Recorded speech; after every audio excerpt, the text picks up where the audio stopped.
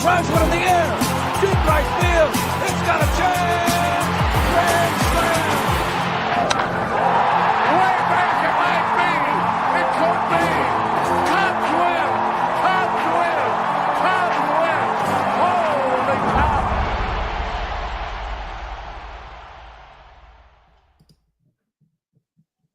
The Dingers podcast is on the air. I'm your host, Mitch, and I have the special privilege of being joined by Matt and Sam from Locked on Cubs. How are you guys tonight? Doing good, Mitch. Thanks for having us. We're very excited. Doing well. So, we're going to jump right into it. And I listened to one of your guys' episodes. If you're not subscribed to Locked on Cubs, make sure that you are subscribed to they put out an episode every Monday through Friday. Is it a short half an hour long episode? Great content, great during the season. If you missed a game, you get caught up real quick. So make sure that you are subscribed to their podcast because they do a great job. Probably the best Cubs podcast out there right now. So make sure that you are listening to these guys every single weekday. But I was listening to an episode from last week, and Sam, you were talking a little bit about like your fandom as a child of being season ticket holder from, was it 1993 through or 98? I'm not that old. 1998 to 2008. Okay, in 2008. Yeah. And so I wanted to challenge you guys, and you guys can kind of do it together, since here in like 8 days, it's going to be opening day. And we as Cubs podcasts, we like to predict what the opening day lineup is going to be. Mm-hmm. And can you remember way back and name the lineup from, let's go first, 2003. Could you do that? Yeah, probably so. Man, let's see how many you get right. A lot of trivia today. We just came off of an episode where Matt, do you want me to go and you fill in the gap, or? Yeah, I'm trying to actually sketch it out here in front. All of right, 2003. I know this is putting a lot of pressure on you. Nah, there's no pressure. I should get most of these. Yeah. Should we just trade players? Yeah. Do you want to go? All right, you go. I'll go off of you. Sammy Sosa. All right, I'm going to go second base, Mark Grudzielanek. Shortstop, Alex Gonzalez. I'm going to go catcher. Was it Damian Miller? Nice. That was the one that was like, that's going to be the tough one. Well done. Third base, left field, I'm going to go with Moises Alou. Yep. Center field's tricky because they got Lofton at the deadline. I know that one if you want me to take that one. Yeah, take it, please. Corey Patterson. Oh, of course. And do you remember what type of game he had that opening day? Yeah, was it he had what do you have, like 2 homers and like 6, 7 RBIs or something like that? Yep. And a blowout win, a 15-2 win versus the Mets. In New York against the Mets. All right. It was Hee-Seop Choi at first. Nice. Was it really? Yep. Yeah, Hee-Seop Choi. Oh. All right. I'll try the other corner. Jose Hernandez. No. They traded him. I think it was Mark Bellhorn. Well, I thought he was Bellhorn. Oh, wow. Well, he was in the Aramis trade, wasn't he? Later that year. Oh, yeah, you're right. Right. Yeah. He was the opening day. I think he was a shortstop, the opening day shortstop at like 98 or something. I don't identify Jose Hernandez at 2003. I do know, Mitch, we do know who the pitcher is because we just recorded a couple hours ago and that was identified. If you want me to give you that. Go for it. Kerry Wood. Well done. That 2003 will kind of be one that will always stick out to us as Cubs fans. But a lot of them don't remember the lineup that we threw out there on opening day. And so Corey Patterson. So did Mark Bellhorn finish the season on a different team? I think they traded him to Boston. Yep. That was the year they went to Boston. Yeah. Well done. Well, we are 8 days away from do you consider opening day of the Japanese series? It's tough to because it's happening so early and then you got to come back and do these spring training games still. Like, how are you guys feeling? Like, do you get as amped as opening day when it's like at Wrigley as this opening day in Japan when it's like, oh man, I got to get up early in the morning. It's not quite the like live up like where you wake up and you have a couple hours to like get your body ready for opening day. This is like up and early, get some coffee and get going. How are you guys feeling? Like, Sam, where are you at? Yeah, it feels different. I don't want to say I'm less amped. I don't think that's the case. It just feels different because it feels like, you know, you're going to overreact to this because it's 2 games. And I think what throws me is it's not the fact that it's not at Wrigley. It's the fact that there's a week off in between. Yeah. I think that's what throws me off. So it's going to be 2 games. We're going to basically be evaluating these 2 games for 7 consecutive days or 6 consecutive days. I think that's what throws me off more so than where it is. Well, are you, Matt? Yeah, I'm starting to get more excited now that we're almost inside a week. Yep. I think 8 days away. But I'm curious to find that out, Mitch. I wonder, because that first day is so special, that Thursday, what's become now Thursday, in late March or early April. So I hope that doesn't remove any buzz from that opening series against the D-backs. I really think because they're on an island those 2 mornings too, I think it's going to be a lot of focus on those games. I think I'm trying to like coach myself that it's not going to be, but it's going to be. Oh, they're the only game in town. Yeah. Literally. Yeah. And that's like, so I teach middle school and I have a lot of boys that are baseball fans, but they aren't really, they're more like Yankee. We got a whole bunch of Yankees fans, but like they're even getting excited for this Japanese series. They're like, oh, at least baseball, it's gonna be the only thing that I can watch. There's nothing really on TV right now. March Madness isn't here quite yet. And so like they were getting excited. So it's like, it's cool to kind of see that. Are you going to have the game on in class? No, definitely not. Okay. Never have day games on in my classroom ever. But there's still some roster moves still to be made of like, what does this opening day roster look like? And we have Gage Workman and Ron that are looked to. I think yesterday was reported that they're going to make the opening day roster with some injuries that we have with Horner, and we still have Shaw, still not sure if he's going to be on opening day. What do you think the next roster moves are going to be? And what do you think that opening day lineup is going to kind of look like there, Matt? Well, entering today's spring game, the Cubs only had 33 guys in camp. And as I look at the list of who it is, I would be really surprised if Matt Shaw doesn't make the trip. Yep. And if he doesn't, technically Kevin Alcantara would have to take his spot of people that are in camp. Yep. I know that's weird to think about, but that's true. I think Alcantara is a taxi squad candidate, but I never expected him to actually be active.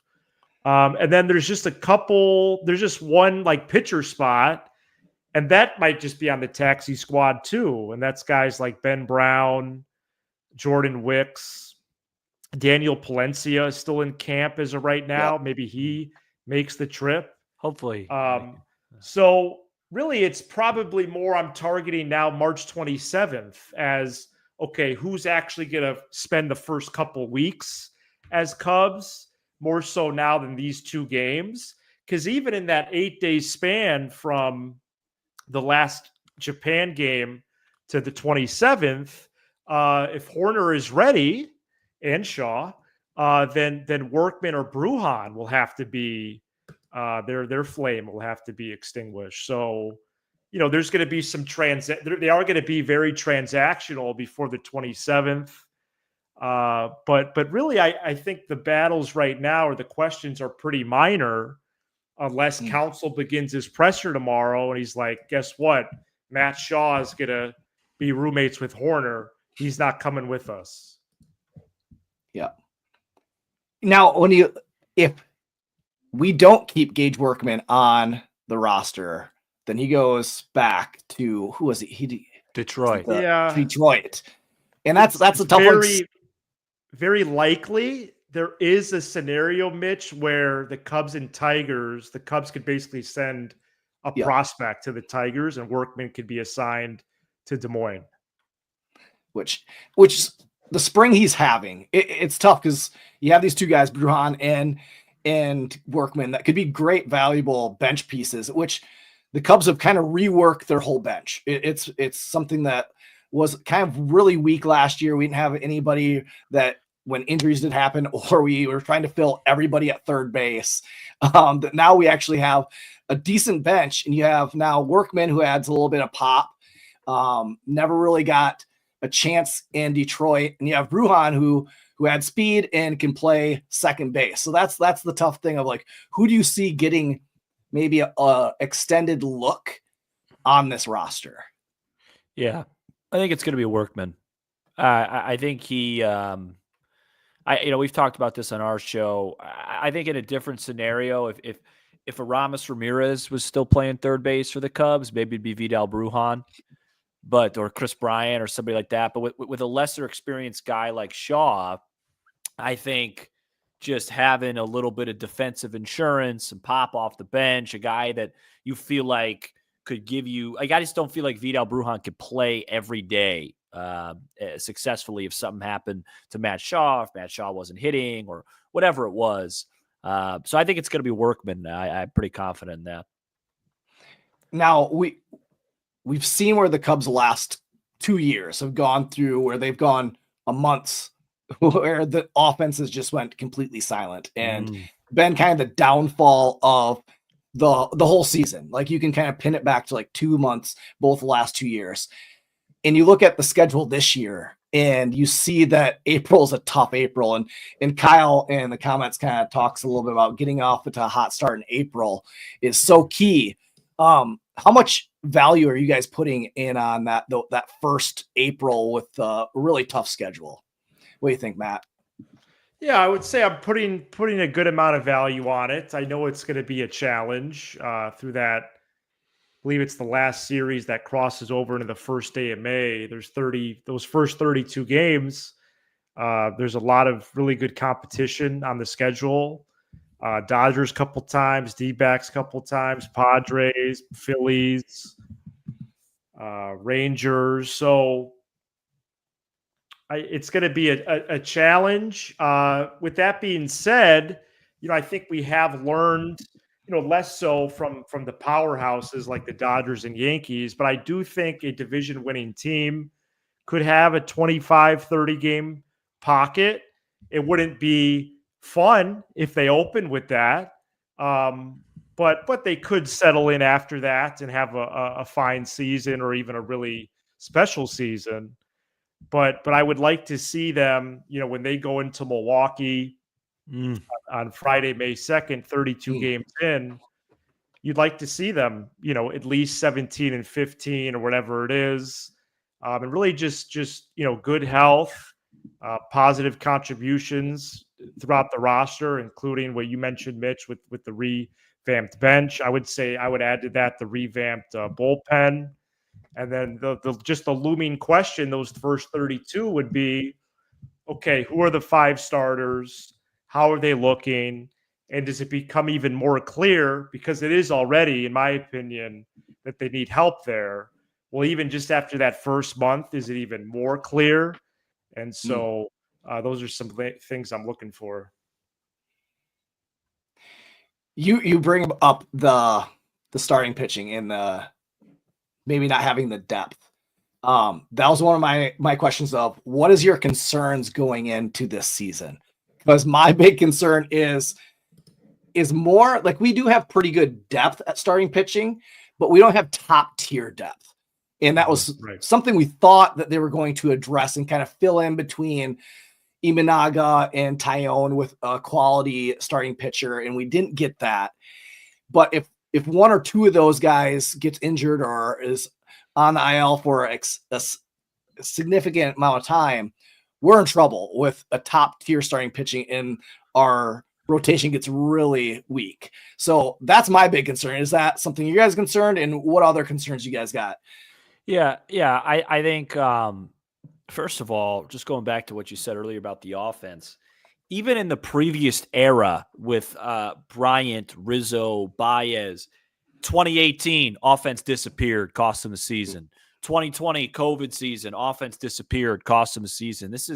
It's been a pretty common theme for the Cubs really since 2017, where the offense just goes silent for large chunks of time and ends the season in one way or another. And I think this will probably be the first year that doesn't happen in a while. Yeah, I'm with you. I mean, we talked about it for the show that's going to air tomorrow. My biggest concern is I just feel like they're missing a quality arm. I know they got a bunch of depth. Like, I just could repeat what you just said. It's the same thing. I know they have a bunch of depth. I just wish they had another guy. And they told you that they needed another guy because they were basically at the 2-yard line with the Luzardo trade and it didn't work out. They wouldn't have gone after him so hard if they didn't think they needed another pitcher. And it's not even just injuries, it's performance. What if Imanaga's a 3.77 ERA guy this year? That's still pretty good, but that's not going to be good enough with this team unless there's some sort of production that we're not seeing that may come, or they have a plan to do a 6-man rotation or something that we don't know. But it just feels like they easily could have just gotten this taken care of by spending a little bit more money, but I won't go down that road. It's too late. Do you have any concerns, Matt? Is that kind of the same? Starting pitching is the biggest one for sure.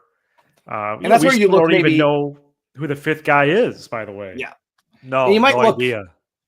And you might look like, okay, maybe at the trade deadline you get Sandy Alcantara. You might make a trade there, but it's like, but you have this tough stretch at the beginning of the season.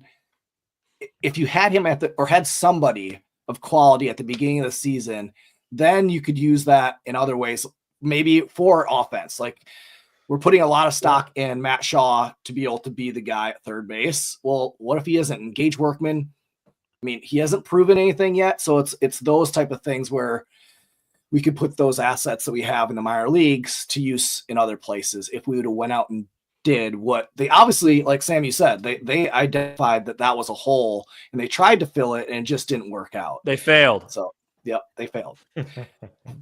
Yep. You talked a little bit about the offense and you said it's not going to happen this year. Yeah. Why is that? Yeah, I just feel more confident this year. I think you're going to get, in May and June, PCA and of last year, PCA and Amaya were 170 hitters. I think those guys have graduated past that level. I think I'm probably higher on Matt Shaw maybe than anybody that has a podcast or a platform, I think. And then you add a star player. Last year, Cody Bellinger was a slightly above average player. Now you add a star player. You put those things together, and I just think they're going to be. I don't know if they're going to be. They're not going to be the Dodgers or even maybe a top 3 offense, but I think top 10 and more consistency, a higher floor is in order.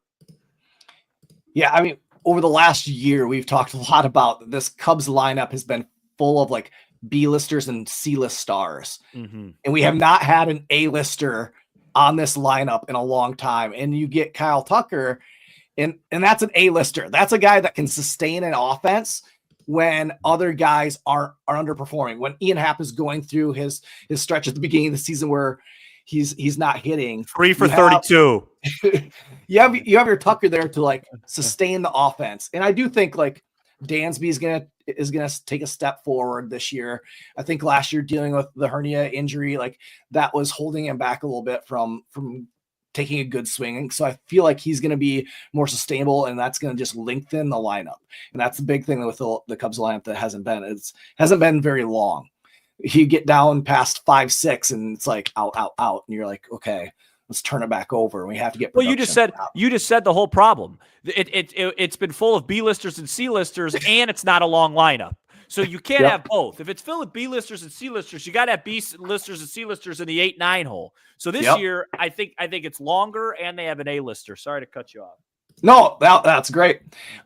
You just released an episode yesterday about PCA, and great listen. Plug. Make sure you guys listen to that episode about PCA. Is he the guy or a guy that the organization can build around? Do you think he is that level of a player that he can be the future face of the Cubs? What do you think, Matt? Yeah, I think in some cases he already is a little bit of the face, just with his swagger, his presence, his branding. And so if I'm thinking about on the field, number one, but also off the field, I would say 100% yes. That's what makes PCA really exciting. Really, when you look forward to the future, you lump in PCA, Bush, Amaya, Shaw into this 1-2 year player category. You feel pretty good, but PCA is easily leading that charge out of that group. Although I think Sam is right. Matt Shaw would like a seat at the table with that. We'll see what he does with it. But PCA, he's quickly becoming one of my favorites. I know in my classes at school, Mitch, that's what the kids are talking about. That's who's attracting their attention, and it's easy to see why. Just to add on to that, the other thing that this Cubs team has really struggled with, really since Matt and I have had our show, which is 2022, is entertainment, excitement, dare I say, personality. One of the reasons why the 2016 team, besides for obvious reasons, was so lovable is, Joe Madden was a character. Baez had flair and energy. Rizzo was, people liked those guys. You know what I mean? Bryant was really the only one that was like, right here. PCA just he brings something to the table. You want to know what he's going to say. You want to know what he's going to do next. And this team needs that. It matters in sports. It just does. Boog would disagree, but it does. Oh, it definitely does. Last 2 years we've gone to Cubs games, and my son's like, "Oh, I want to buy a jersey," and he's wanted to buy a jersey of Bellinger, or he's wanted to buy a jersey, and I'm like, wait. This is an investment for me. I'm investing my money. I want to get a guy that's going to be here for a while. And I think that's the last, when we went through the Bryant and Baez and Rizzo, they were there for a stretch. So you felt like, one, you got to know them, they had personality, and I could invest in them. And PCA is the guy that, my son this year wants to go to the game and buy a jersey. That would be one I would invest in, because he's going to be a Cub for a while. And you can see them maybe extending him, or at least build around. And so, and he's marketable, he's fun, and he will bring excitement to Cubs. And like you said, it has been very vanilla on the north side. Even though my son's into baseball, but watching a Cubs game, even that, he's like, it's kind of boring. It's not like there's no. It's not been fun. At times, it's been boring.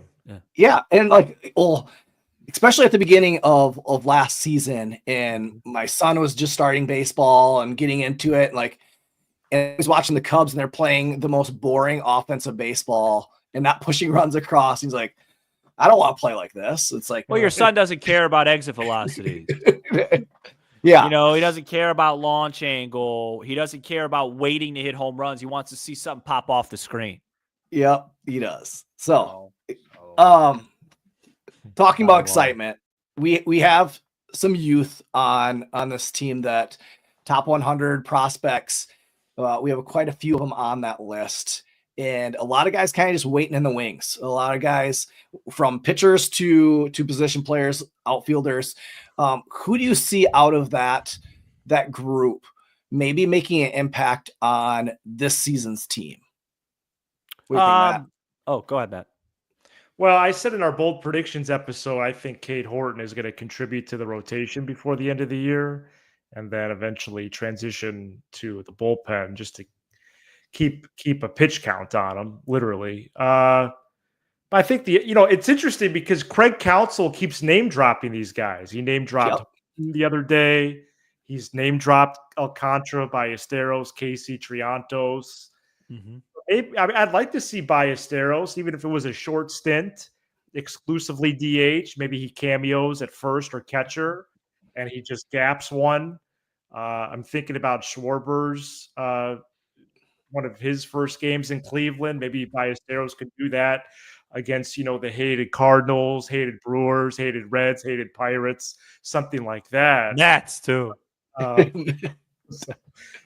yeah, even if it was just a cup of coffee D-backs for a series or two, or just like a 10-day stint for someone who just needs the minimum IL stint, I think we are going to see these guys this year. It can't be the D-backs. They play them twice in April already. They're done with them in April, right? Yeah. Yeah. It really depends who gets injured. That's really the easy answer. I think Horton's the easy choice. I think that's where I would probably go, especially because Counsell even said it. Like, hey, we want to have to call up Cade Horton. We want to have the concern with him, with innings and stuff. That means things are good. And I think Alcantara would be the other one. I think those are the two obvious choices.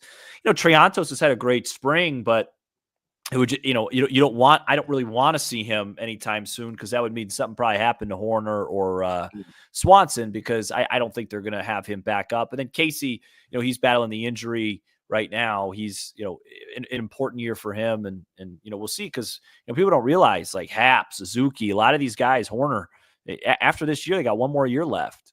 Not everybody's going to be back unless they win a world championship. Yeah. Mine is Cade Horton, and I don't want there to be injury. I want him to be doing so well down with Iowa Cubs. Horton doesn't need injury, and that he earns the fifth starter spot. Like, he earns his way on, because, like you said, they haven't really named it. They don't really have a fifth starter right now. They have a couple guys that could be it, but for Cade Horton to go down with Iowa Cubs, start the season hot, and to earn that call up there, and to get a couple starts, and like you said, move eventually to the bullpen. I think he would sure up that bullpen. Speaking of bullpen, where do you see our bullpen? Who's going to get what innings? Where do you see the guys landing? I mean, we pretty much have the 8 and 9, but who do you think are going to get the maybe 6, 7, 8? Where do you have guys landing in there? Brazier and Thielbar.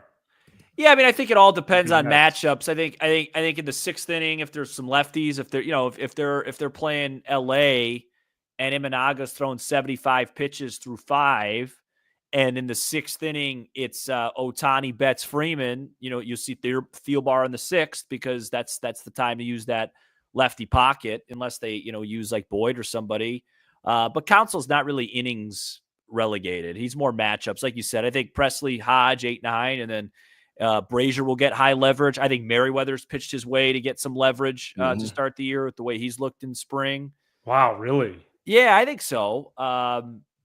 So we'll see. We'll see. It's. I'm not as confident in the bullpen as Matt is. We'll see how it goes. Do you have them the same, Matt? No, I think after Presley and Hodge, I would have Brazier and Thielbar would be the next 2 high leverage guys. Merriweather, I think he's going to make even the March 27th team, but yeah, I think that would be something where I would throw some caution on it in terms of where does he come in right away. Granted, it's for how he finished the year last year, and just that absolute debacle against the Toronto Blue Jays on that Friday, and then the following, I believe Tuesday it was, or Monday even, that absolute debacle in Cleveland. So yep. And then Eli Morgan, is he going to be optioned in a couple weeks to AAA? That would be. I didn't have that on my card entering the spring, but apparently that's out there. And Nate Pearson is supposedly, when he comes in, he's going to face 9 guys. I always thought, why can't relievers do that? Just go through the order one time, put the gym shoes on. So we'll see. I'm with Matt. I'm pretty high on this bullpen more because it was so bad last year. Like I have to be higher on it than it was last year. So I'm really glad that they revamped and kept the guys they made trades for last year, like Nate Pearson, because he did pitch well towards the end of last year, and just to kind of see what we got in him. So and again, I like what you have the 9 innings. Why don't teams do that more? Because I feel like that would work. So is there any way like that you can plug where you guys I know you don't have your Twitter handles up there. Do you want to plug your Twitter handle quick, and then we'll wrap up? Because told you guys half an hour. I want to make sure that we're that, and you guys answered all my questions. Loved what you guys had to say. So where can they follow you guys and subscribe to your guys' podcast? Yeah, Locked On Cubs 5 days a week. All the major audio platforms, Apple, Spotify, everywhere else. YouTube making the push to 13,000 subs. And we'd love for listeners to be part of the ride. Yeah, at Sam Olber, Matt Cozy on social. What's your before we end? What's your bold prediction on the opening day game? Oh wow, I haven't thought about that yet. What's a bold prediction on the opening day game? Oh man, that's putting me on the spot. I think Shohei Ohtani is going to hit a home run.